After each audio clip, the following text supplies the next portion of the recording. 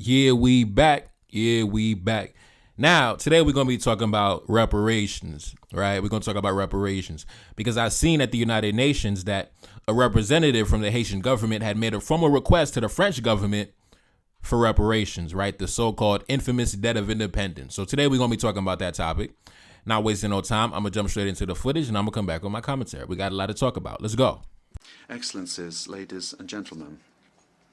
Today I stand before this assembly as the voice of the Republic of Haiti, a country whose history is inextricably linked to the ideals of freedom and justice that we all celebrate here. In 1825, just 21 years after having won its freedom at the cost of a heroic fight, Haiti was forced to pay a colossal debt to France, the colonizing country, in exchange for recognizing its independence.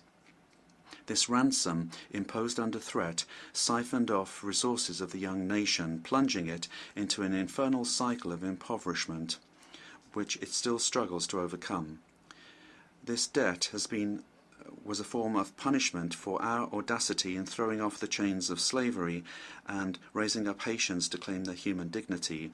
It was an unjust penalty which asphyxiated the economic and social potential of the black people of Haiti for generations. Haiti is not only here to request reparations, but to ask a question of principle, that of imminent justice. Now, I took my time with this topic. I didn't jump out the window immediately once I seen this headline because, like I said, I wanted to consult with some elders first. But now I feel like it's time that we can talk about it, right? Now, this is not the first time that the Haitian government has made this type of demand. In fact, 20 years ago, back in 2004, right, President Aristide, who was the leader at the time, he also made a similar request, and he had demanded that $21 billion be paid back to the Haitian government. And instead of paying the money, the United States government, in combination with the French government, decided to kidnap him in the middle of the night and put him on a plane and force him into exile. Take a look up on the screen. In 2003, Aristide called for France to pay $21 billion in restitution to Haiti for the 90 million gold francs supplied to France by Haiti, in restitution for French property, including enslaved people, that was appropriated in the Haitian Rebellion over the period from 1825 to 1947. Aristide later claimed that France and the United States had a role in what he termed as a kidnapping that took him from Haiti to South Africa through the Central African Republic. However, authorities said his temporary asylum there had been negotiated by the United States, France, and Gabon. On the 1st of March 2004, U.S. Congresswoman Maxine Waters, along with Aristide's family friend, Randall Robinson, reported Aristide had told them that he had been forced to resign and had been abducted from the country by the United States and that he had been held hostage by an armed military guard. According to Maxine Waters, Mildred Aristide called her at her home at 6 in the morning, informing her that a coup d'etat has been completed. She also stated how Jean-Pierre Aristide claimed that the U.S. Embassy and Haiti's chief of staff came to his house and threatened that he, alongside many other Haitians, would be killed if he did not resign. Now, like I said before, this is why I am such an advocate for black men, black nations across the world to stand together in unity, because when you stand by yourself, you get your head chopped off. That's what happens. You see, the Frenchman and the white American, they came together, right? George Bush and the president of France at the time, who was that? Jacques Chirac. They joined forces and worked together based on their common interests and common adversaries, right? If you notice, Aristide didn't even mention anything about the United States, but the United States came to France's defense to protect France's interests, to make sure that France was protected. It wasn't even something that was undercover or covert or clandestine. They kidnapped this man at gunpoint and put him on a plane and forced him into exile out the country, right? And here you have two nations, France and the United States, coming together based upon their common interests and their common goals to maintain the dominance and exploitation of our people. And that's why I say, man, black man, you're not going to be able to do this shit by yourself, bro. Don't delude yourself. Don't play yourself as if you're going to go against these Western colonial powers by yourself. Meanwhile, they standing together, locking arms together against you. Don't even play yourself, man. Because this is how they operate. When one of them is under threat, the others rally to their defense. They cooperate, they collaborate, they protect each other's interests at all costs. And these are nations who have fought wars against each other in the past, but they still have the common sense to understand, listen, man, I gotta rally to my brother's defense. You know, the black man talking crazy, he want reparations. We gotta go kidnap him. You feel me? Anyway, let's continue. In 2022, Thierry Boucard, the French ambassador to Haiti at the time, told the New York Times that France and the United States had effectively orchestrated a coup d'etat against Aristide by forcing him into exile. Now, this is off topic, right? But when people talk about Haiti, everyone always talk about, oh man, the Clintons, Hillary Clinton, Bill Clinton, Hillary Clinton. And I find it funny how you guys never mention the fact that George Bush was in office during the time of this coup d'etat. I find that very convenient, right? I find that very convenient. Everybody's hyper-focused on, the Clintons, and the Clintons should be hyper-focused on. The Clintons should have a microscope placed under them, but I just love how nobody ever talks about George Bush. Y'all let George Bush sneak out the back door. I just find that very convenient. It's not even like y'all mention George Bush a little bit, and then y'all talk about Hillary Clinton. Y'all never mention George Bush at all. Not once, not ever. Not ever. Never. And that's how I know a lot of y'all are simply Republican agents. That's it. Because everything y'all talk about that's going on in the country, the political instability, the social instability, the fact that the entire economy is consolidated in the hands of a few oligarch families, the United Nations peacekeeping missions that brought diseases like cholera and the sexual exploitation of our people, all of that can be traced back to the 2004 coup d'etat under the Republican administration of George Bush. But y'all never want to talk about that, though. Y'all talk about Hillary Clinton, Bill Clinton, Hillary Clinton, because y'all a bunch of Republican agents. You might as well get Donald Trump tattooed on your butt cheeks. Now, anyways, let's continue. I want to run this footage, man. Apparently, somebody had ran down on Emmanuel Macron, the president of France, and had asked him directly to his face about this debt of independence. So I'm gonna play that footage and I'm gonna come right back and we're gonna talk about this history of the debt of independence because we have a lot to talk about. We gotta really we gotta correct some things. But anyways, run the footage. I'll be right back. Monsieur Macron, est-ce que tu vas aller payer la dette d'indépendance à Haïti? Tu vas repayer Haïti? C'est quand que la France va repayer Haïti? La dette d'indépendance, 40 milliards de dollars, Monsieur Macron. Quand vous allez repayer cette dette d'indépendance? Now, I'm just going to come on record and say that France is never going to pay that money. Not voluntarily anyway. Not voluntarily. I'm not saying that they'll never be forced to pay it, but as of now, they're not going to voluntarily come out, the state coffers and willingly cut you a check. That's not going to happen. Don't even play yourself, man. But we got to talk about how did this debt of independence even come about? Because me personally, I cannot stand the accepted narrative that surrounds this so-called debt of independence. Is completely fabricated. It's completely inaccurate. People say, oh man, the Haitians, they were forced to pay the French. No, they were not. Yeah, I'm saying that myself. Neferkari Dessalines said that. The Haitians were not forced to pay France at all. And y'all got to stop repeating that because that's not accurate at all, man. First of all, we got to discuss who was the leader in power when the Haitian government agreed to pay this infamous debt of independence, right? The leader in power at the time was Jean-Pierre Boyer. And what most people don't understand is that this individual never identified as a black man, as a Haitian man. At his core, he was a Frenchman. He was a dark-skinned Frenchman at his core. His upbringing, his education, his military training, it all tied him to France. First things first, he was the son of a white Frenchman. He was raised in France with all the privileges that came with being part of the colonial elite. He never spent a day on the sugarcane plantations. The only connection he has to being a black man was through his black mother, but everything he embraced came through his white father. It was in France where he was educated in the customs, the traditions, and the values of European society. He was raised by his French side of the family, immersed in French culture, groomed for a future that would benefit French interests. This man was a Frenchman. He was not a Haitian at all. And in fact, his introduction into the military, it didn't even happen in the colonies. It happened in France. As a teenager, he was trained in the military academies of France, learning the art of war and discipline of a soldier in France under French generals. And also, he was not introduced into the revolution as a revolutionary. He arrived as part of the French army sent to reinstate slavery on the island. He did not come as a liberator. He came as a colonist. He came with the French colonists to put us back on the plantation. That's a fact. He came as part of the military sent by Napoleon to restore slavery on the island. And the only reason he switched sides to Dessalines and Christophe and the revolutionaries was for self-preservation, right? Because as the revolution went on, it became clear that the French were going to lose. So he realized that staying with the French army would lead to his death or to his imprisonment. So he didn't join the revolutionaries out of principle or belief of Haitian independence. He switched sides because it was his best chance for survival. If the French had been winning, Boyer would have remained loyal to them without a second thought. That's a fact. He was the son of a white colonist, an 18th century mulatto plantation baby. He had no allegiance to our people. He had no love for our people like that. His loyalty remained to France to the very end. So fast forward to 1825, right, when this so-called debt of independence was secured. By this time, Dessalines had died. Christophe had died. All the honorable black men of that time, they were all dead and gone, right? So now Boyer was now in power. So when the French government had demanded, reparations for their so-called losses, Boyer, he didn't hesitate. He immediately signed the agreement. He didn't fire a single shot. He didn't fire a single shot of resistance because, like I said, it was not the Haitian people that he had allegiance to. It was the French interest that he was raised to protect. Ever since he was a teenager in the French military academies, raised under his white French father, serving under white French generals. He identified with France because that's where his loyalties had always been. Take a look up on the screen. Boyer was born in Port-au-Prince and was the biracial son of a French tailor and an African mother. He was sent to France by his father for his education.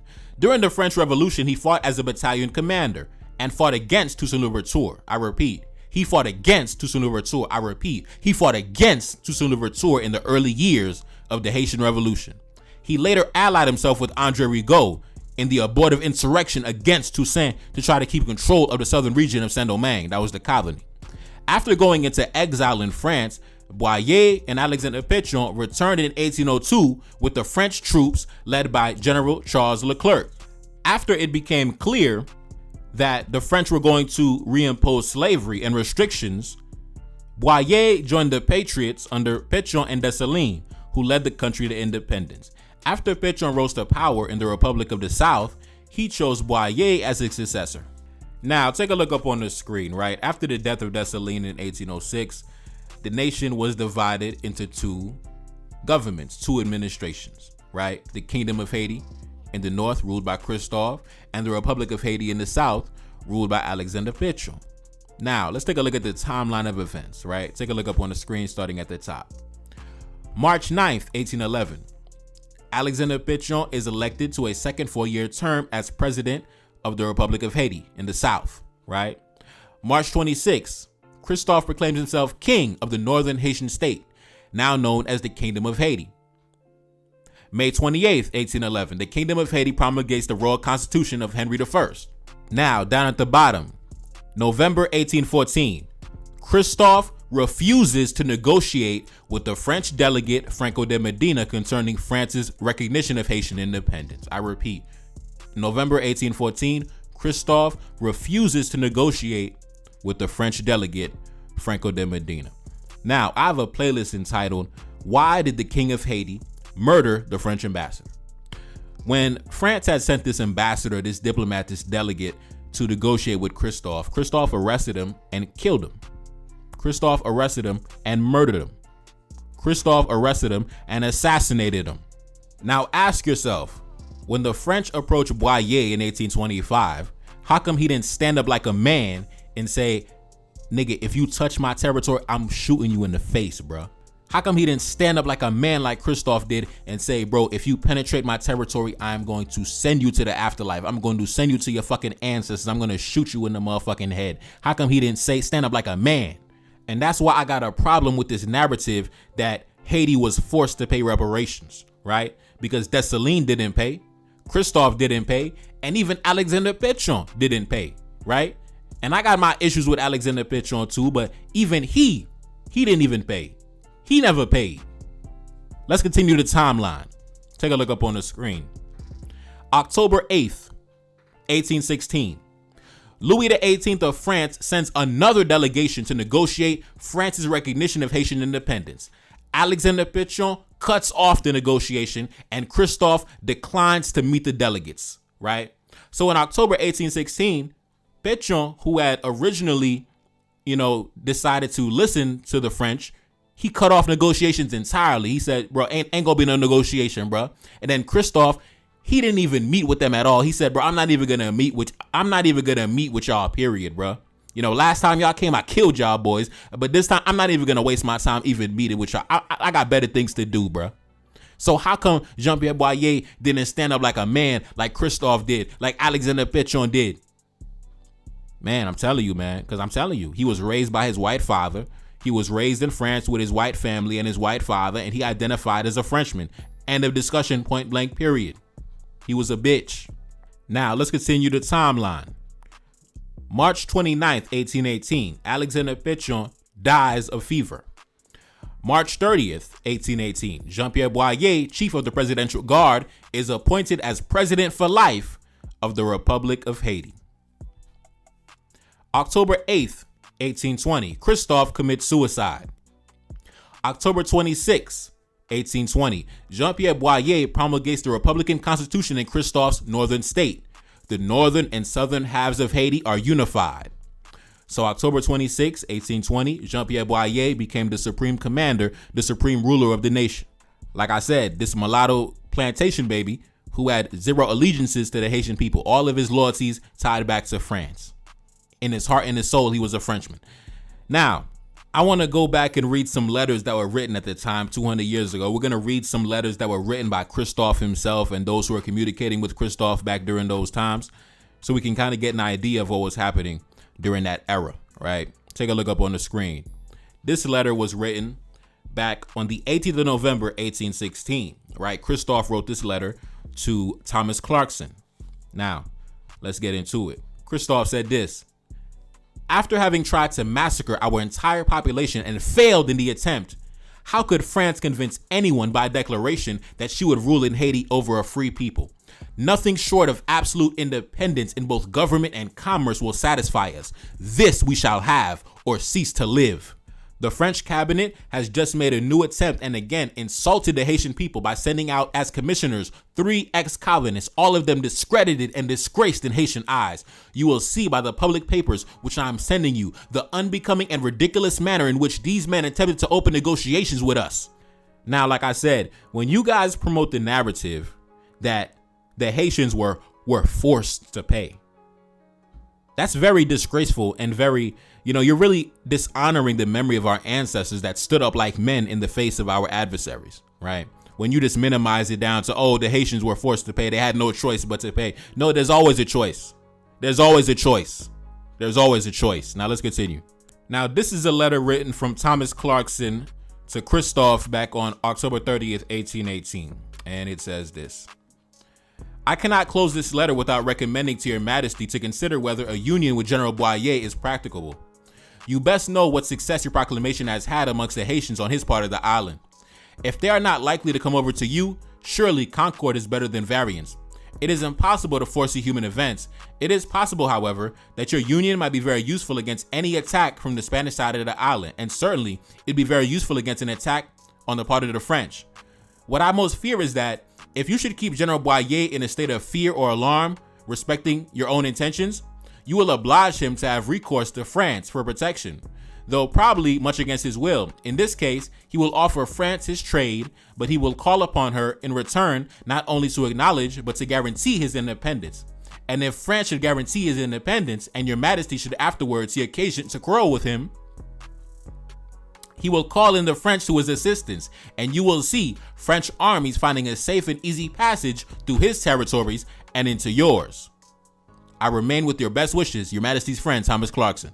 Now, as you can see, over 200 years ago in this private letter from Thomas Clarkson to Christophe, Boyer was obviously in the pocket of the French back then, back in 1818 before Christophe even died. Because in this letter, Thomas Clarkson clearly states that if Boyer is backed into a corner, then he is going to seek assistance from the French.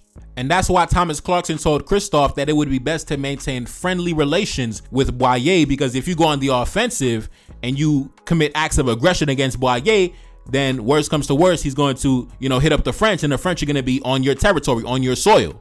So as you can see, man, this letter was written back in 1818. Now let's continue.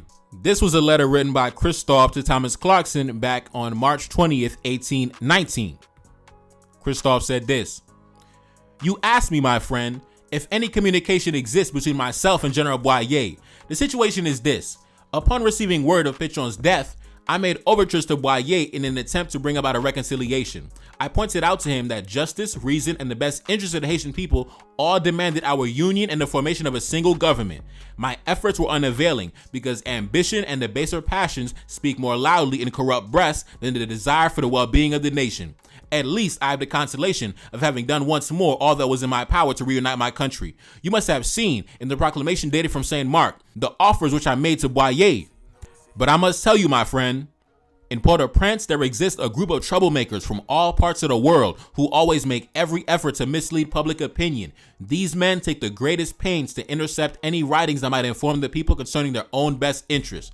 We have heard that the French were trying to come to terms with Boyer, and there can be no doubt they are still trying to carry on intrigues with him as they did with Pétion.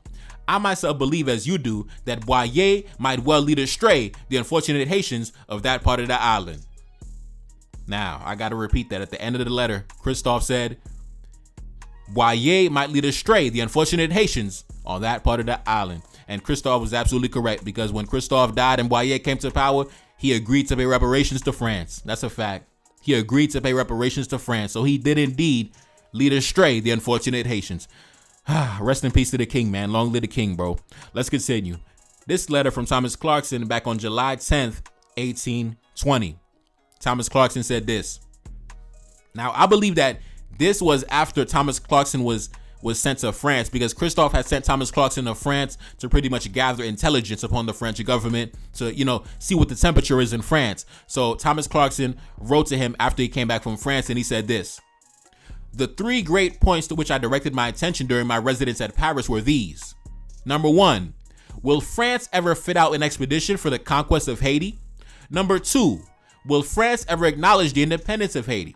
Number 3, upon what terms will France consent to acknowledging such independence?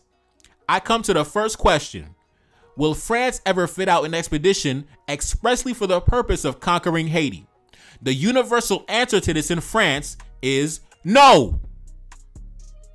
Any French minister collecting an armament solely French and solely for such a purpose would be considered to be mad.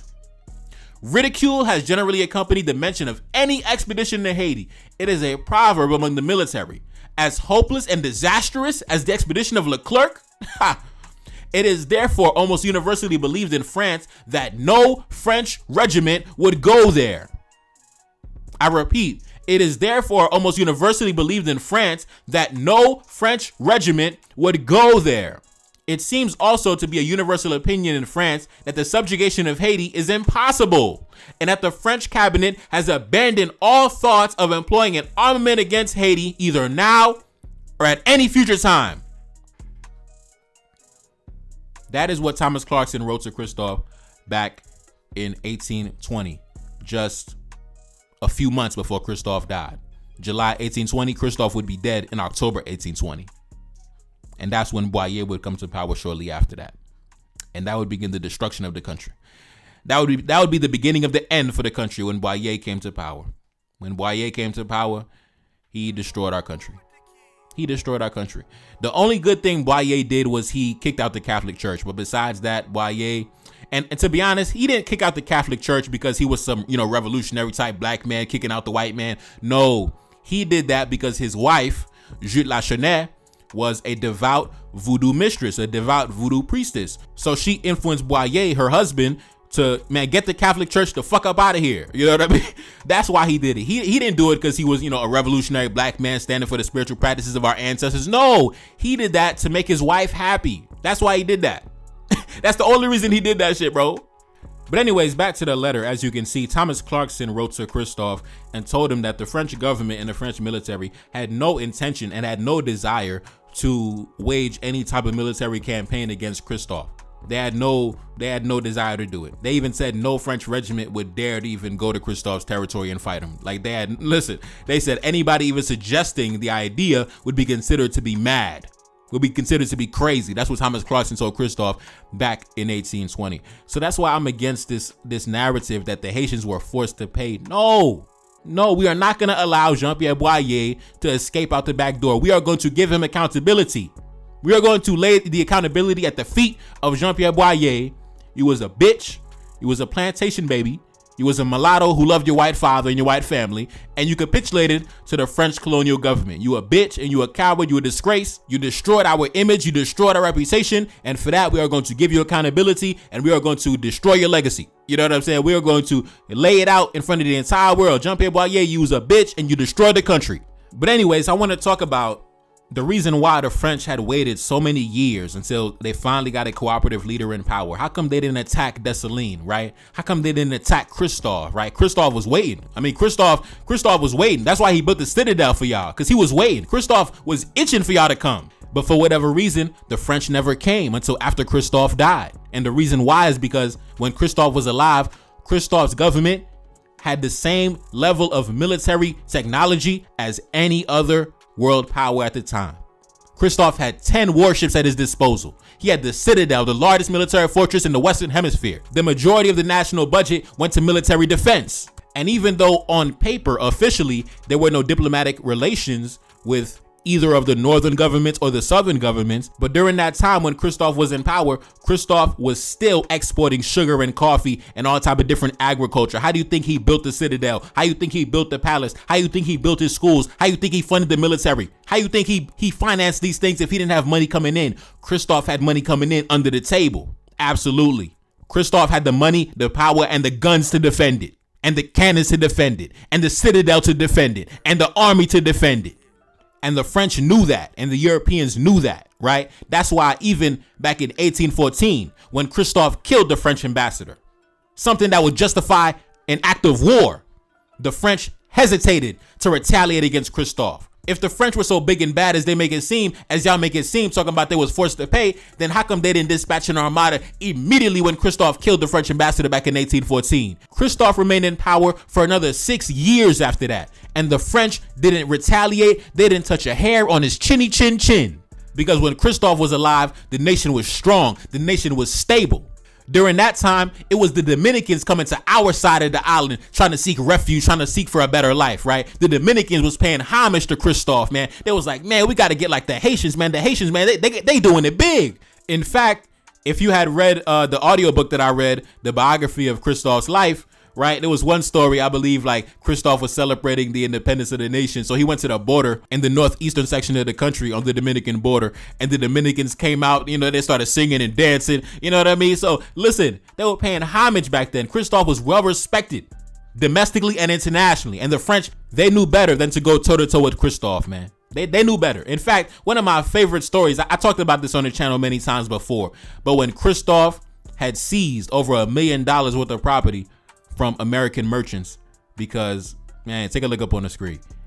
American merchants found that Englishmen were enjoying a 50% reduction in duties, nor did Christophe improve matters. In 1811, finding himself unable to recover large sums entrusted to the firm of Von Caff and Brune of Baltimore for the purchase of goods, Christophe seized property valued at about $125,000 from American traders in Haiti. And in answer to their protests, Christophe told them to obtain redress from the Baltimore firm if they were able.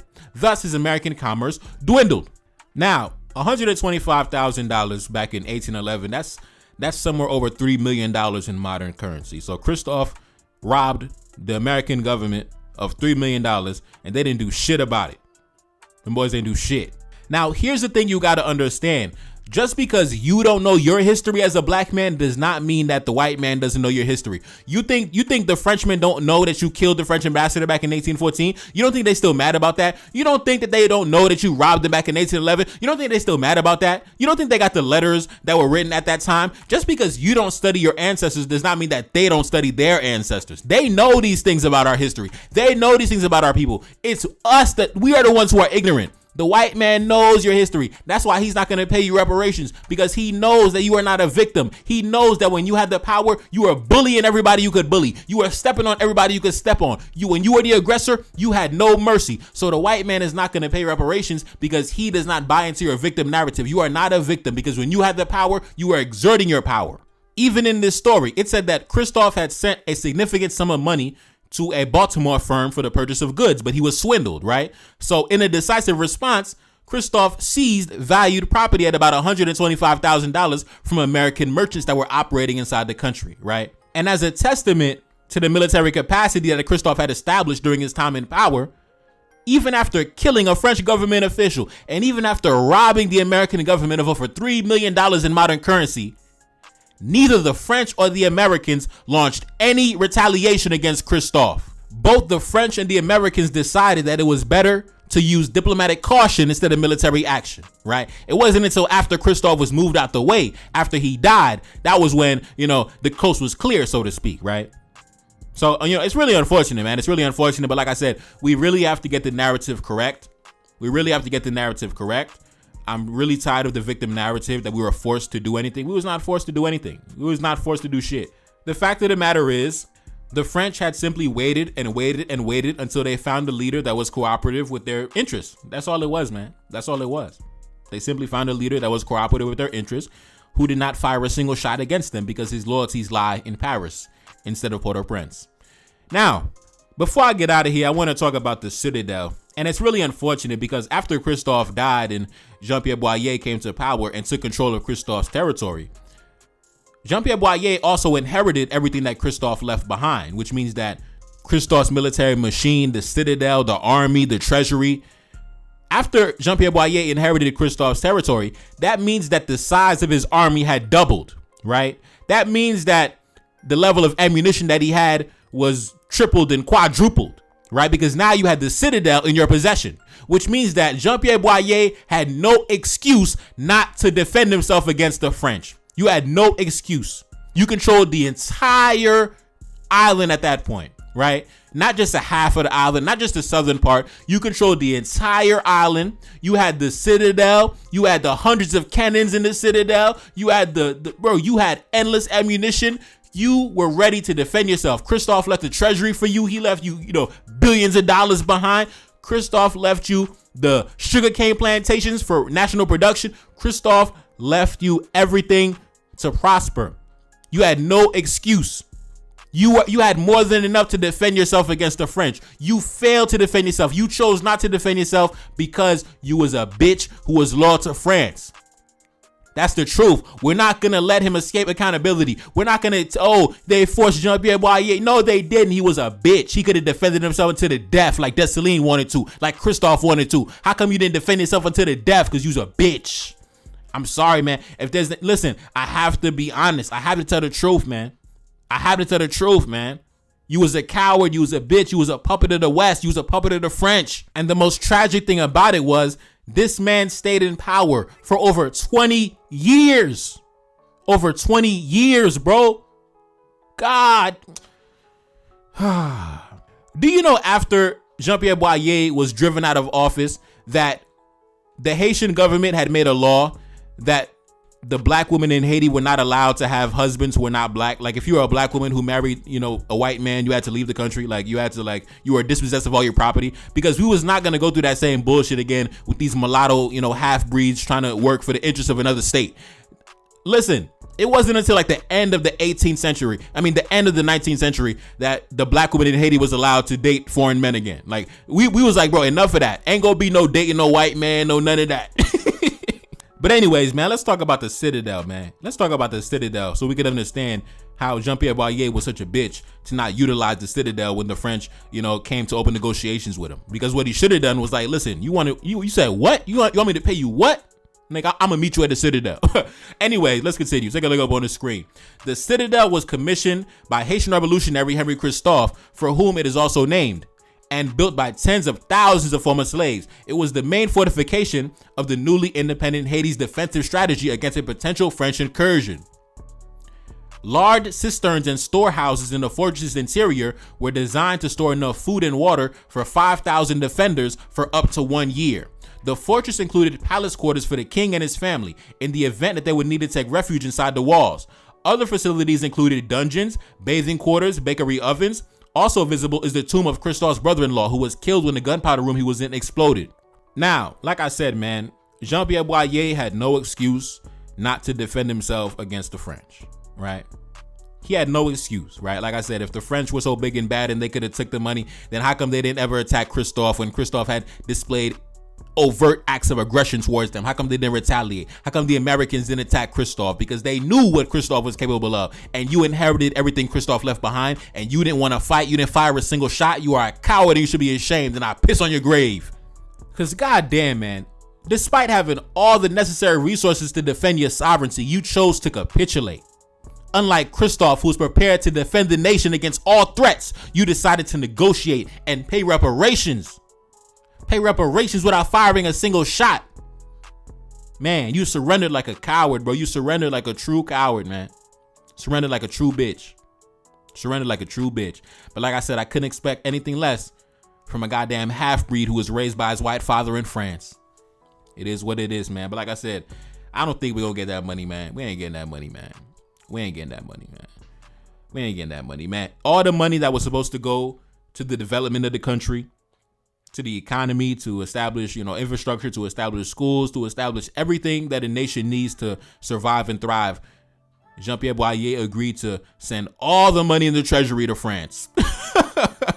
This man said, and like I said, he stayed in power for 20 years. 20 years, man. 20 years. 20 years. I would say the one president that we had was Faustin Suluk in the 1840s and the 1850s when he came to power.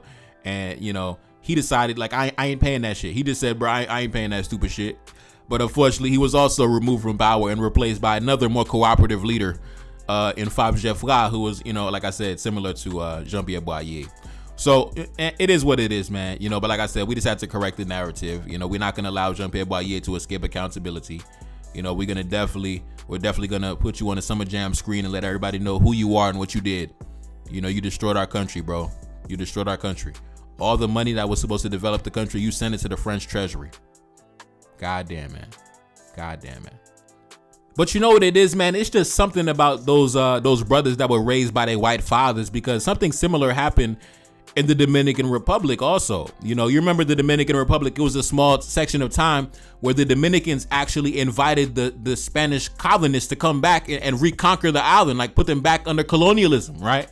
Because like I said, that was the mixed race half-breed rulership, taken after their white fathers, right? They told their white fathers, come back to the country.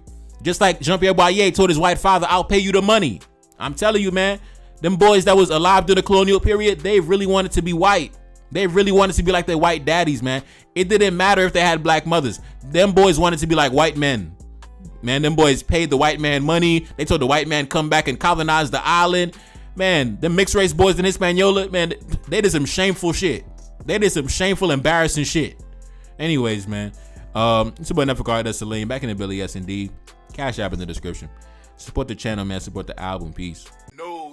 Feel like I'm 75. Know that your team be full of them traders. You know that can never be mine. I'm grabbing a thought when I drive. I'm back in my zone and we on. She said that she ready to come be my wife. Yeah, hoping I don't do her wrong. I gave her my word in this bond. I'm whipping the best like a lamb. I mean no chicken and lamb. Accustomed to call me the man. I never be up on the gram. I'm keeping that way undercover. She want me to tell her I love her. I told her I'm breaking the rules. I told her we making the news. Back in my city, they loving me. Standing alone, I'm 100 deep. Enemy plotting is still in reach. They trying to make sure that we underneath. Trying to make sure that we never make it. Coming for power, come get acquainted. Coming for everything that I wanted. Feeling like Drake, but I really wrote it. Feeling like Kendrick, I'm checking names. Gotta roll up while I go insane. Got so much stress, I've been gained weight. Stuffing these racks in this Louis case. One thing for certain, I'm about to check. Keep it 100 and nothing less. Stick with the family since day one.